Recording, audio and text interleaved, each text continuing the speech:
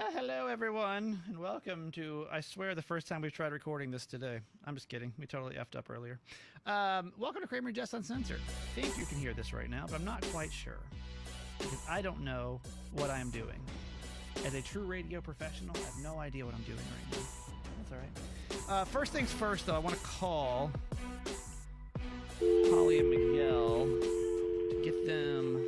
So, explain who Holly and Miguel are, would you?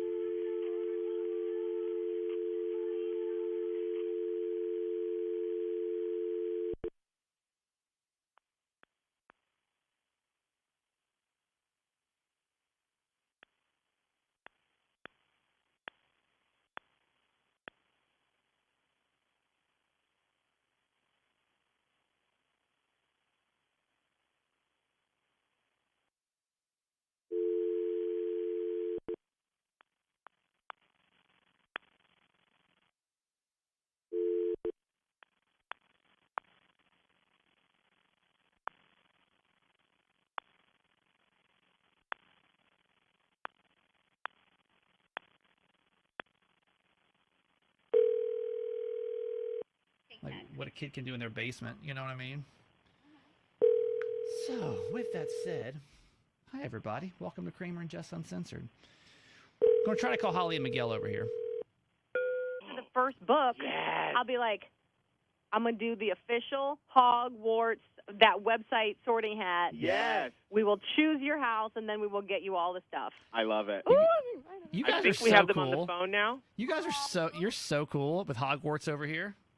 Yeah, we are. Okay, bitch. Okay. This ain't 2008 no more, Oh, wow. Apparently, It's been a day. It's been a Hey, day. listen, first things first, I want you to admit that you lie to your listeners. I'm over here trying to run a major market morning show, right?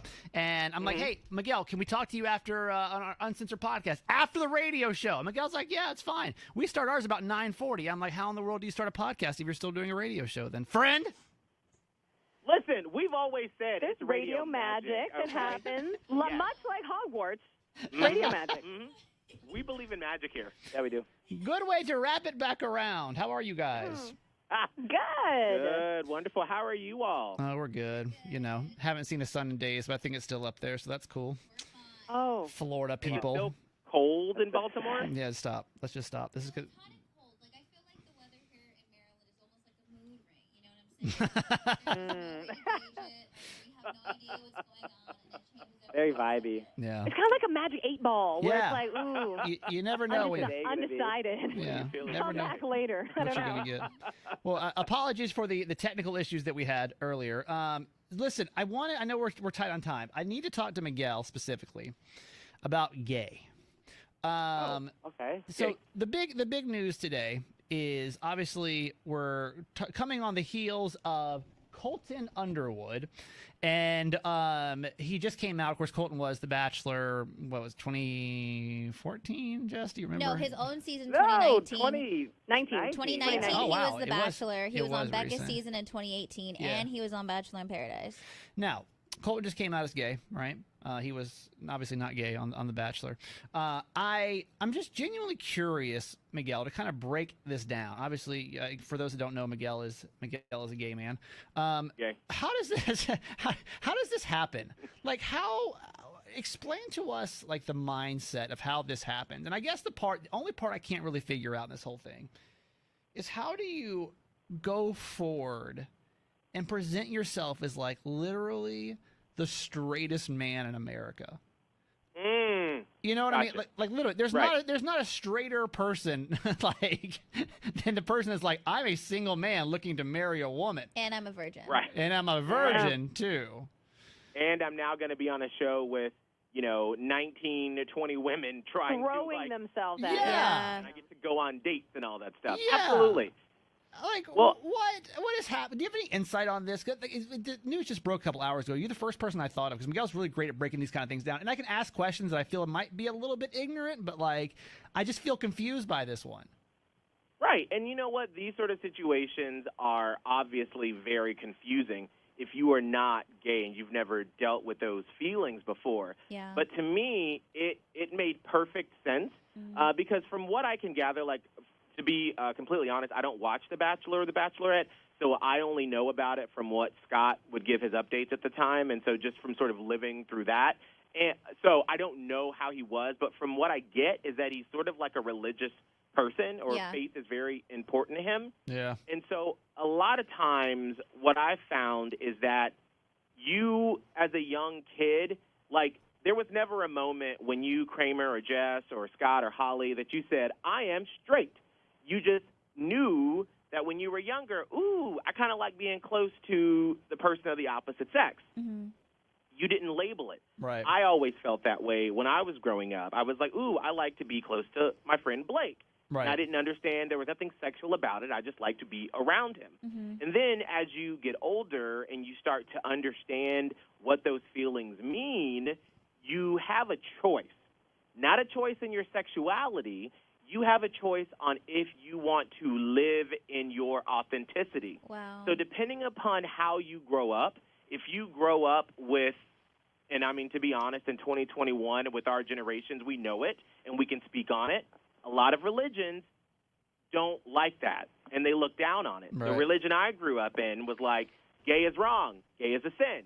So I would sit in church every weekend, and I would hear the sermons about how homosexuality is wrong.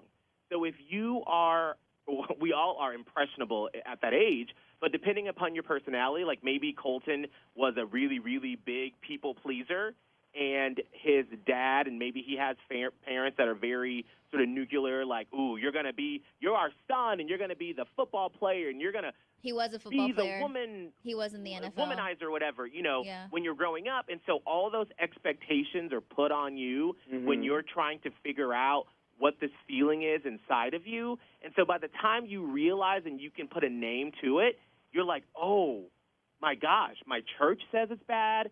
Society says it's bad. Mm-hmm. And so then you just push it down, and you're like, well, that's not a real thing. That's just like a feeling I get. Like, maybe everybody feels that way. I know that he did do research. Like, his dad had found, like, why do I not want to have sex with my girlfriend in Google searches? Or, like, wow. why am I gay? Like, he did those Google searches, and then his dad, like, you want to talk about something? And he's like, no, don't tell Mom. Like, it was just very, they never talked about it. Right. And it was, perhaps traumatic, and he needed to hide that. Right. I don't know. And that happens a lot. I mean, I have a good friend of mine that is in his, I think, late 40s, early 50s. He was married for 25 years, has 2 beautiful daughters, and he got to a point to where he was like, this is not my reality. Like, I did this for society because I didn't want to be judged, but he couldn't live in that non-real life anymore. And so he had to come out. And so to me, it makes perfect sense how someone would be, like, why did he go on The Bachelor when he was still a virgin?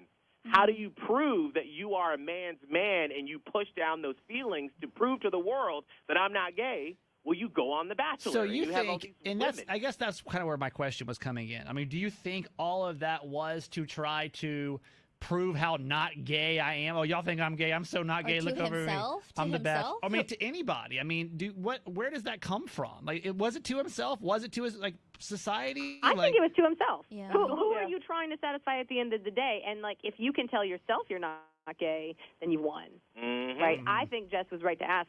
I think it was to himself, and then secondarily to anybody else, his friends, his parents, whoever. I don't know. But I think possibly trying, and maybe we don't even know this could have been subconscious, he's trying to test himself.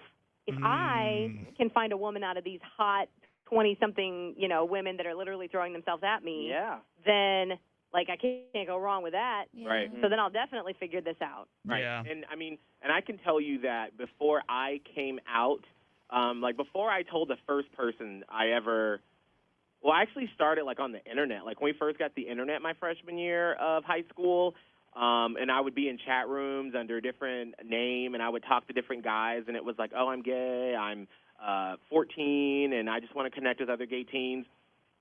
The first time I told someone, leading up to that moment, everything in my life was about proving that I wasn't gay. Wow. Everything. Because you I did not want to get discovered. It was like that big of a deal to you that, like, you're like, I'll do everything to be straight. Absolutely, and especially because I don't know how old Colton is, but I'm assuming he's probably in his late 20s he's 29, or early 30s. I think now, yeah. 29. So when you've come up in this generation where it was like half of society was like, it's kind of okay. Yeah. Like, for, like, what we consumed as teens back then, like all the shows we watched on, like, the WB or MTV, they would have the gay character, and it was like, okay, it's kind of okay. But then, like, at the time with the politics where they were, with where even, you know, like the liberals, quote unquote, back in the day were like, well, I don't believe in gay marriage. Everything was saying, do not be that person. Right. And so you want to prove with everything in your might that you are not gay. And so that's why you have a lot of people that end up not coming out until they're unfortunately like married with kids. And then they finally get to the point where they can just let go of that fear and live in their truth. Do you think you're going to come out as straight one day or no? Actually, you know, I've been looking at Holly all these years, and I'm just like, wouldn't that be wild? It's so funny to me that Miguel even had to come out. I mean, Miguel and I have been friends for years now, and every now and then Miguel will post like a Throwback Thursday picture or something. I'm like, how could anyone question? You know, like Miguel is always in a costume or in some type of performance or something was going on over here. Miguel, I don't even remember the story of you coming out, especially to your mom. Miguel is a single mom. I don't think I know that story. Yeah, so, I mean, and remember, like, the Miguel that you see now is not the Miguel that was trying to be in the closet. Right. I can't even imagine that. My... Like, what is the difference by that? I need to know trying to act straight, Miguel. Like, what goes through your head when you're like, okay, act straight, act straight, act straight? Everything is ruled by it. So, wow. For instance, I'm trying to think of my mindset back then. Like, now, if I walk to the bathroom, or if I'm just, we talked about this today, how, like, I will sashay down the hallway if I feel like it. Yeah. You know, like, that's just me. Whatever. I have a song in my head, and I'm just sashaying whatever. I would never do that. Right. I would never be too talkative. I would physically lower my voice so it wouldn't be too high. I remember it wasn't until college, I think, that I would let out that I loved pop music back then. Like, when I was in high school, before I came out, I was like, oh, my God, I love Incubus. Like, I love porn. It's so fabulous, isn't it? They're like, wait a minute. Wait a minute. Those sort of descriptive words weren't used. Like, it wasn't Miguel now imitating a straight person. That's just who I was. Right. I had not come into my authentic self then. It was your shield. Exactly. So everything was protecting it. Did you ever have to, like, pretend like you were straight, as in the sense of, like, talk about women in, like, a straight manner? No, because I never hung around guys that would talk about stuff like that. Yeah. I lived a really weird life in high school and middle school because I lived so far away from my high school and middle school that I didn't hang out with people outside of school. So it was like we were in school, like, you know, doing work, and I would be in clubs like student council or, you know, stuff like that. And so it never came up. Yeah. And so as we got older, and like especially the kids from my church, they would be like, oh, you know, Marcus got a girlfriend and David got a girlfriend, Orlando got a girlfriend. And I was like, well, I'm trying to get into college. I don't have time for that. Yeah. There's always something else. It's always something else you were working on. Absolutely. Yeah. So there's always a way to hide it. So I truly feel for Colton because I can't imagine the pressure that he felt. Right. Because I remember what it felt like at 15 when I finally came out to my guidance school counselor, and the relief that came off of my shoulders. And I was just one kid in a little high school. So I can't imagine after you've come off of The Bachelor and being America's guy for, you know, that season, that's not your truth. It's almost like you have so much. Yeah, every year has probably got more and more bullshit that you almost have to unravel. You know what I mean? Like, oh, now I'm a football player. Oh shit. Okay, I'm in the locker room. I just, you know, whatever. Like, I love girls. It's fine. Then I'm on The Bachelor. I'm just a contestant. Oh, now I'm The Bachelor. You know, like I'm the guy. It's like I can't imagine having that kind of stress. And so, I mean, obviously, we're all in the same mindset of like what a relief that must be for this man, you know, to finally be able to speak his truth and be himself. I mean, wait, so tell us, I know you guys are on quick time, but can you tell us the story of when you came out to your mom? Because Miguel's mom, how would you define your mom to those that maybe listen to our show that don't know anything about you? She is a colorful character who will speak her mind. She is very outspoken in her beliefs and what she believes to be true, and she will tell it like it is. She's literally one of my favorite people ever because she is just so raw. Like she's the kind of person you can call up. We would like call her in the middle of a morning show or something, and like you know it's going to be funny and it's going to be uncensored, and like you have to be kind of nervous. You always got to be kind of on eggshells because you're not quite sure where it's going to go. Miguel's mom also, does she still think I'm gay to this day, Miguel? Yes. Okay. Miguel's mom still thinks that I'm gay. I'm almost 40 years old, by the way. I mean, it could happen. It could happen, I guess. Yeah. It could. Yeah, still time. Listen, I'm I've waiting. seen people come out in later years. What what did she say when you came out to her? So I was writing for an online magazine, a teen magazine, and I had written stories about discrimination and stuff like that leading up to this article I wrote where it was basically telling the story about how someone realized they were gay.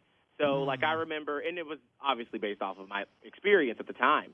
So I remember, like, playing Smear the Queer in elementary school with the other guys. And I don't remember the article now, but it was all these little, like, anecdotes of, like, these childhood games that you would play with these awful names that when you finally realize what they mean, you're like, holy crap, that is awful that we used to play that. I never heard of that. I've never heard of that. Oh, yeah. Smear the Queer? Is that a Southern thing, Miguel? I don't know, because, it's basically, it's like dodgeball, right? It's like one-man dodgeball. If I remember correct, I think we used to play, like, if you had the ball, like, that, you would go and, like, tackle the person or something like that. Yes. Yeah. Wait, are you serious? Yeah. Oh, yeah, that was a game. But in the article, I talked about how this guy realized that he had been playing all these games like that. And then when people started getting girlfriends in, like, early high school, he was like, well, I'm not really interested in it. And then he realizes that he's gay. I don't remember how it ended, but I remember we put it in the online magazine, and then I sent my mom the link to it and said, hey, what do you think of, and I sent her, like, 3. It was, like, one about, like, MLK, one about the gay kid, and, like, something else about politics. And she, like, read them all, and she was like, I really loved them. I thought it was great. So the one about the gay kid was, is that based on you? And I was like, no, not at all. No, not in the least. Because I wasn't planning on coming out at the time. Like, You weren't ready. As a parent now, I know my child. Right. Like, and you struggle sometimes because you don't want to be like, did you do this because of X, Y, Z? And they're like, no. And I'm like, bitch, I know you did. So I know your mom was like, oh, I see this is him telling me that he's gay. So yeah. But at the time, you know, when you're a kid, you don't think that far ahead. And you don't think your parent knows you the way that they do. Right. And so you're like, no, I'm not gay, girl. What you talking about? Yeah. Everything's fine. And so then we hang up, we stop talking, and then about 30 minutes later, after I'd really sat and stewed in it, I was like, I need to tell her. Yeah. So then I called her, and I was like, Mom, that story was about me. I am gay. And she was fine. And then she was like, well, have you told anyone else? And I was like, yeah, I've told my counselor and a couple of friends at school. And then she got mad at me that she wasn't the first person that I had told. Yeah. That's amazing. I love So, your but mom unfortunately, so much. we've got to run. Yeah, We've gotta go bye. talk Love to y'all. Mouse. Love y'all. Bye, y'all. Bye. Bye. Love you. Bye. Bye, everybody. Bye. Bye. Okay. There goes Holly and Miguel. All right, give us a second. I'm going to switch back. I hope, Jessica, that they could hear everything we just did. I don't even know. I feel like I'm living in an alternate universe right now on this board. Anyway, It's all right. how you feel about all that? Thoughts to digest? Oh, I mean, I'm not surprised. Like, I love that how he broke everything down, but I think it makes perfect sense, especially after watching him with the franchise, how religious his family was, how close he was to his parents, and like being in the NFL, just constantly feeling like he had to. I think when Miguel said that every Sunday he'd be sitting in church and you are hearing how wrong you feel. Yeah. How you feel is so wrong, and what's going to happen to you Well, if you are gay, if you are homosexual, like where you will end up. And I know Colton, being religious, having to hear that all the time, obviously scares the shit out of you, one. Sure. And then two, keeps you from being your authentic self. So I can't even imagine what it was like. And it also makes me think about watching him on Bachelor in Paradise and seeing how emotional he would be when he like couldn't connect with with Tia, with one of the women on the show, and like and now it makes sense where that a lot of the emotion was coming from a different place. I can't imagine. The whole thing just blows my, like when I heard it. Now, backstory a little bit more here to kind of get into it. We had Miguel and Holly were on a time crunch, so I had to squeeze them in the beginning of the show. But I mean, I had heard, actually it was my ex-wife that came to me with some rumors that she had heard right before the filming of The Bachelor, is that Colton was hooking up in West Hollywood with these gay dudes, and like he'd been seen doing this and doing that. And so I actually brought that to the radio show, and y'all looked at me like I was crazy. You're like, there's no way he's the Bachelor. I don't know. Like, it doesn't surprise me. It just feels like what a waste of your life. I almost feel bad for him in a little bit. Like, that sucks. Yeah, I'm heartbroken for him. Like, that sucks. And you have to come on here and act straight and force yourself to like make yourself feel better about who you are, you know? Ugh. Everybody thought I was gay for a long time. People still do. People still, and I take that as an extreme compliment. Thank you very much. Gay men always have their lives much better put together. I think if you came to my house, though, you would not think that I was a gay man. Miguel's house is always immaculate. My house is not. He's always dressed way better than me. Yeah. Much more fashionable, better taste in a lot of things. I just happen to like things like The Bachelor. That's really about it. My brother's gay, though. And what's so funny, have you met my brother before? No. Stereotypically, let's play stereotypes here because it's all we got to go off of. Stereotypically, you quote unquote couldn't tell. You know what I mean? He doesn't have some of the stereotypically gay attributes that you think of, right? Yeah. And so to me, though, and that's why I guess it's so, I always knew my brother was gay. Even before he came out to you? When he had girlfriends, I made a bet with my mom. I was like, I bet you Brian's gay. I'll bet you $10 right now he doesn't marry a woman, but he marries a man. I'm a kid. I'm like 10 years old. Right? Oh, really? And I'm like, I know it in my heart that he's gay. There's no real signs of it to like, and I don't even know if I was kidding back in the day. Like maybe I was. Maybe to me it was just a joke, right? But I remember having that conversation, always just assuming that my brother was gay. And then, yeah, he was college. He came out, I think, 18, 19. But it was hard. Growing up in the South, being gay in the South. Yeah. Nothing worse than being gay in the South. So I think he struggled with the same thing until he went off to college. And we had, we came up progressive household, but still, they're in the South. You know what I mean? It's still hard. Yeah. Was it that way in California? Like, was gay? Because nowadays, I feel like kids, and I may be wrong. But I feel like it's so accepted nowadays. I don't even know if they have the same struggles when it comes to coming out. I'm sure they do. I think it's at a different level, but it's still difficult. Maybe with themselves. Totally, with yourselves. And right. also, I don't think it'll ever be easy. And it's never going to not be hard because the world is made to be straight. Right. Like, yeah, I think a lot more people accept it, but everything that you look at and all the movies and all, you know what I'm saying? Like, there's no gay princess and princess story Disney has put out with. You know what I'm saying? That's a good point. So it's like the world is, you don't see that. And so I think maybe until you understand it as a teen, then, you see maybe people are more accepting of it. I do think this generation is way more accepting, but it's still unfair and it's still sad. I just don't know if kids still get bullied for that kind of stuff nowadays. I'm sure they do in other areas and stuff like that. I had a conversation with one of my friends because a friend of ours, I basically had to have a conversation with him about him being uncomfortable if one of our close friends was gay or bisexual or whatever, At your age. At my age. At 27. Or yeah, whatever. yeah, exactly. And the thing is because he, in his family, in his household, being gay, being homo, whatever, was always the butt of the joke, was always a joke. So now that we're older and we are accepting and we are more mature, he still has to break down those barriers that his family kind of set in for him because of how he was raised. Those mental structures that you've built on certain topics, people, Yeah. viewpoints. And that's honestly, I would say, what and I'm 37, so I don't know. I don't know if this goes on forever, but I feel like 25 on, I'm sure you're experiencing some of this now too, is basically like unlearning all of the BS that you basically were taught as a kid. Not all of it, but a lot of thoughts that like were just kind of implanted into you. Yeah. You start to question and painfully unpack because you're like, well, wait. I mean, because you're taught like you're basically handed this book, and it's like, here's how life is, and you just need to go and do this life, and that's all you got to do, and you'll be fine, right? Yeah. But as you get older, you're like, well, wait, maybe I don't like this, or maybe I don't like the same sex, or maybe I don't feel this way about a certain race or religion or food group, or maybe I don't need to allow people to speak to me this certain way, or maybe I don't need to look this certain way. Yeah, it's hard. It's just literally unpacking, and it just keeps going on. I don't know if it ever stops. I don't know if I'll get to a point where I'm like, okay, cool, got it all figured out. But and I say all this though, and I have to check myself because I do live in a bubble. I super live in a bubble, you know? Like most of the people I have around me, ultra liberal, you know? That's just the kind of the company that I keep.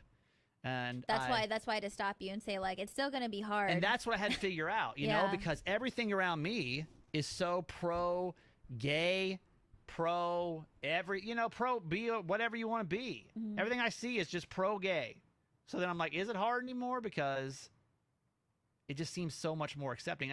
I want to correct you a little bit because I do think that you see so much more of it in mainstream culture than you would have seen even 5 years ago. Totally. All the brands adopt it. You know, Gay Pride Month's like huge. Oh, I mean, the progress you know? Yeah, there's been so much progress so made. many characters on TV are gay. Well, there's maybe not a prince or a princess yet. We have, who was the gay one they were so mad about recently? Beauty and the Beast. Was it live action Beauty and the Beast? Yeah, it must have been. Where the guy, Gaston's little guy with him was gay, you know, and he was dancing with a man at the end. Everybody's like, oh, he's dancing with a man. He's dancing with a man. Oh, really? Let's burn it down. Yeah, man, they weren't into it. And it's so weird, and I think I've told you this before, but my perspective of people being gay is different because there's always been gay people in my family. Yeah. So I grew up with multiple uncles being out with, you know, seeing my aunt in a lesbian relationship and in a loving lesbian relationship at a very young age. And so it wasn't until high school, like hearing people make fun of people and saying like bad words about somebody that it became apparent to me, like, oh, so not everybody is cool with this. I can't believe we played a game called Smear the Queer. I don't even know what that is. I'm going to Google it for you. I'm sure my phone's going to get flagged. Smear, here we go. Smear the Queer. Would you like to know the origins of it? Sure. Here we go.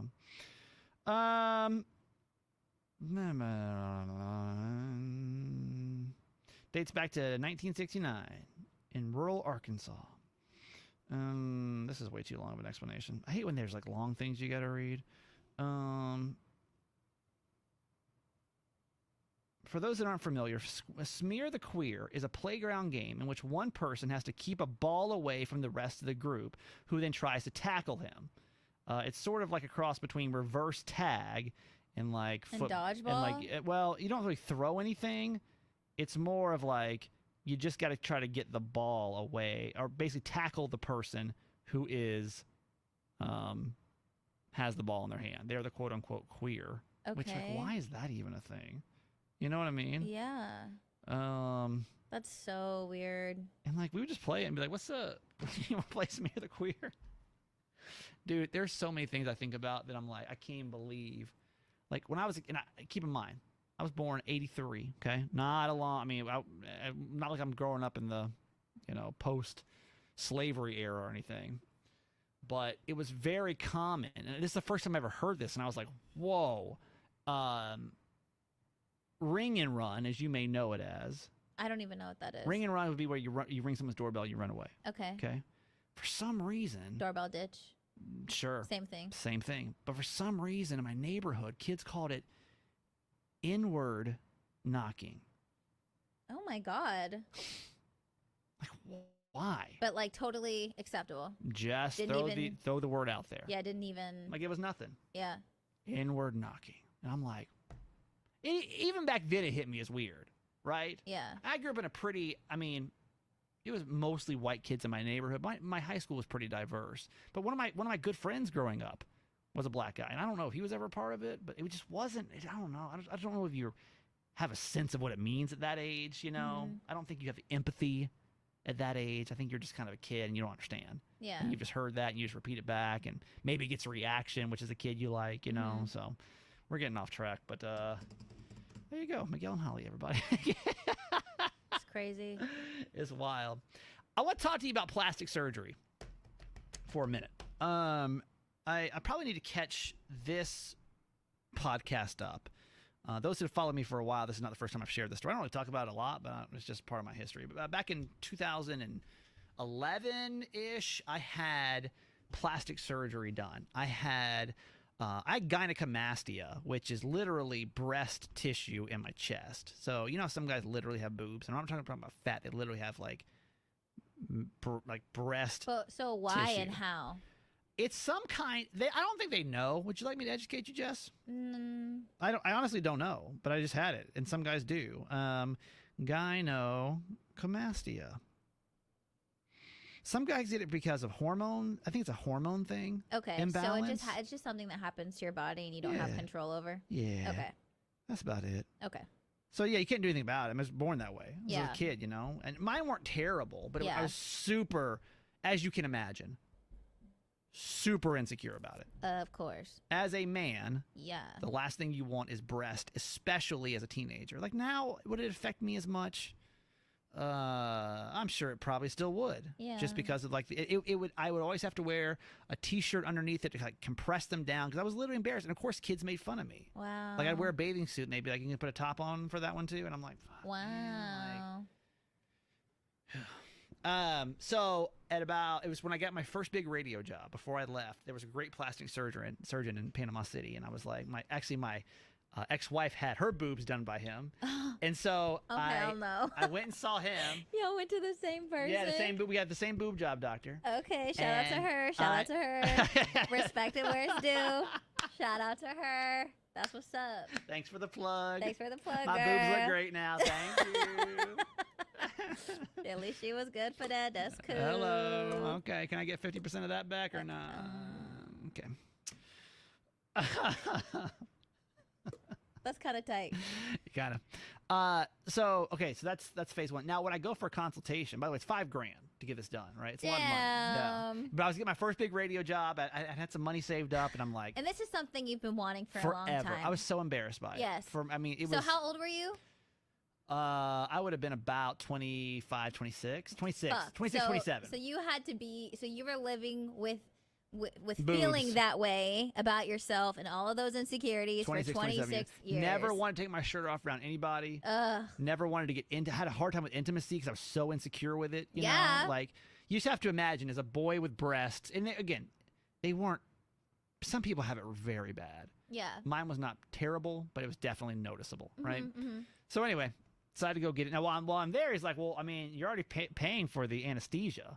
Like the plastic surgery itself is like not a ton more if you want to add anything else on. I'm like, well, show me a menu. Oh. What are your specials today? Yeah. Another thing that I always hated about my face was my jawline. I have a really shitty jawline. I still do. It's not the greatest jawline ever, but it's much better. But I just held a lot of fat in my face, right? And so I was like, well, while you're at it, why don't you take this little right around the jawline, right? Did you? I did. Yeah, so I had literally, if you look right here, which when I don't have a beard, I have just a tiny little incision, and he went in and just kind of sucked out some of the fat from under my face.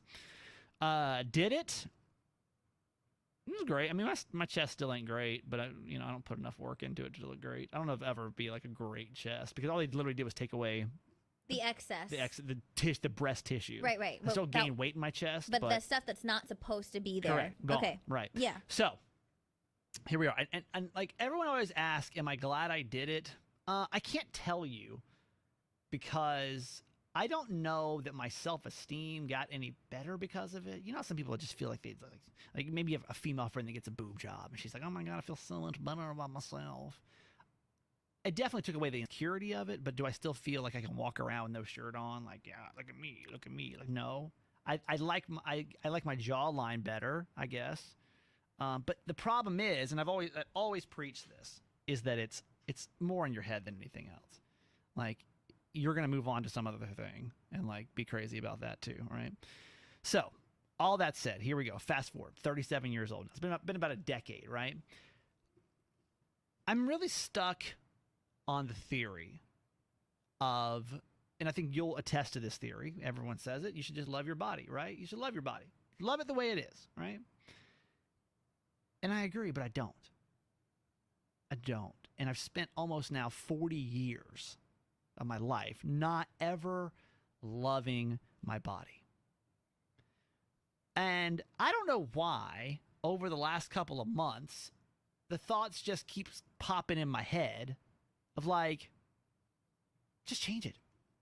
You've worked out your whole entire life. It's never going to get any better than the amount of work you've already done. You know what I mean? I just hold all of my weight, skinny ass arms, skinny ass legs, no butt, nothing. It's all just in my midsection. That's it. All my weight goes right there. It's where I gain it. It's where I lose it. Even if I look back at baby pictures of me or even like kid pictures, I've always had like a pooch. It's just there. It's just what I am. It's what I have. But I don't like it. And here I am, more or less halfway through my life. And I'm like, I would love to just be able to take off my shirt and like look at myself and enjoy what I see. So would it be the worst thing in the world for me to just go do that? For me just to go ahead and bite the bullet, get like full liposuction done on my stomach, chest, everything, side, love handles, just suck it all out. Boom. 37 years in the making. Would I finally would I be happy with that decision? I want you to think what I just said. I don't want you just to give me like the generic answer. I want you to really think about I'm not going to give you, don't assume that you know what the fuck I'm going to say all the time. I'm not, but I know the theory.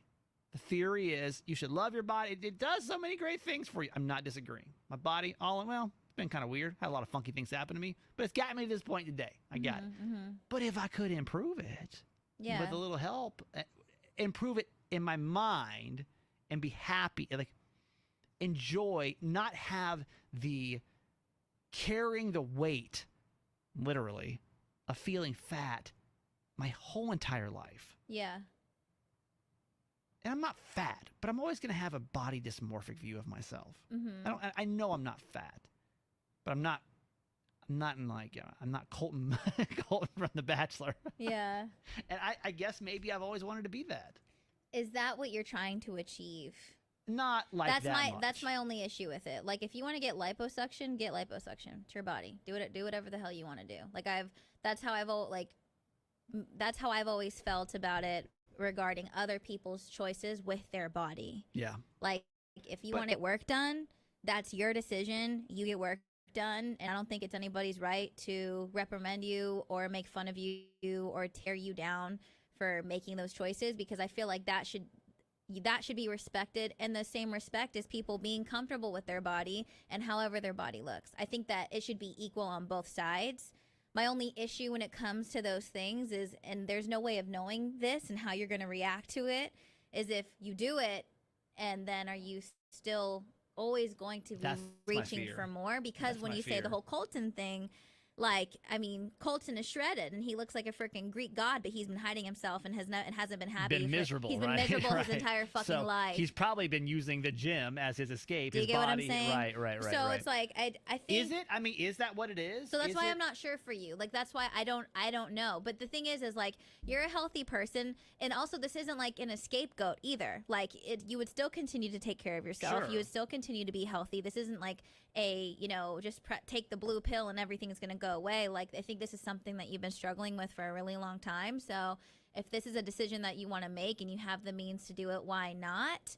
But it just cannot be the solution for the self-love, because that's where you're not going to get it. Right. I think that's just what we have to remember, and I don't know how you're going to feel and what it's going to do to you. Am I turning into like divorce guy? Like, did I just hit divorce guy status? You know what I'm talking about? The guy that's like, oh shit, I gotta restart, better get hot. You know what I mean? Like, I don't know. But I don't think it's so much being hot for other women and like being hot for a partner. Like, this is for you. This is for you. Let's call it what it is. No, you want to feel attractive, and I get that, and you want to be attractive, but this is something you've been dealing with personally for a long time. Forever. Right. I think that's what the main issue is. That's what we have to be focusing on. It's not about like, let me be hot so my profile pic on Bumble is gonna be fucking fire. It'd be fire though. You know it would be. It's not. I'm never wearing a shirt again. I'm gonna come in. Every show is gonna be shirtless. I'm gonna be like, what's up? But the thing is, I think paid for this. Yeah, I know you paid for it, but you're gonna have to keep it up. And then is that gonna do some like fucked up shit to the thing is, y'all listen. I go anywhere between 170 and 215 pounds. Yeah. Okay, and I go up and down, up and down, up and down. So you're right. Like, so that's the thing. Will like, I be constantly like, I gotta keep this up? Because yes. liposuction doesn't make you not gain weight. No, it right? just takes away. You'll just gain it in different areas. So like all of a sudden I'll have this really fat neck or something. You know what I mean? Maybe I go to my ass though. That'd be cool. Then I'll have like a J-Lo ass. So that's all I'm saying. I don't know. First off, there's a stigma about men getting plastic surgery. Women can get a boob job, and I feel like it's very much a non-thing. But for a man to talk about his body insecurities is not a common thing, so I don't really have a lot of outlets to go to. My guy friends can't really be like, hey, bro, you ever thought about getting liposuction? Doesn't really happen. But I don't know. That's just what's going through my head. Will I do it? Probably not. If you're asking me right now, 20% chance that I'll probably actually go through and do it, you know? If an endorsement walked through the door today and said, hey, let's go, would I do it? I might. I might, but I don't know. How would you feel about me in that sense? And honestly, no bullshit.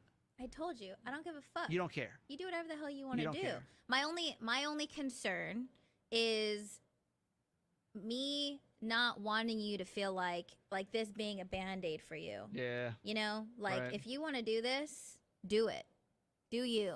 But I just don't know how you are. It concerns me of how you would be mentally with like, you know, okay, you got it, and then you're still like, why am I still not good? And then how that would affect you, or still like putting pressure on yourself of trying to upkeep it, all that kind of shit. I think like, you know what I mean? If I could just get lipo, and then like I could just get like chest implants and like bicep implants. See, that's what I'm saying. Maybe an ass. Like calf implants. And that's another fear of mine. I'm not even gonna lie. It's to be honest, me too. I don't know how if you're just gonna keep like, when does it stop? And I don't want you, you know, until I'm a completely robotic human. That's what I mean.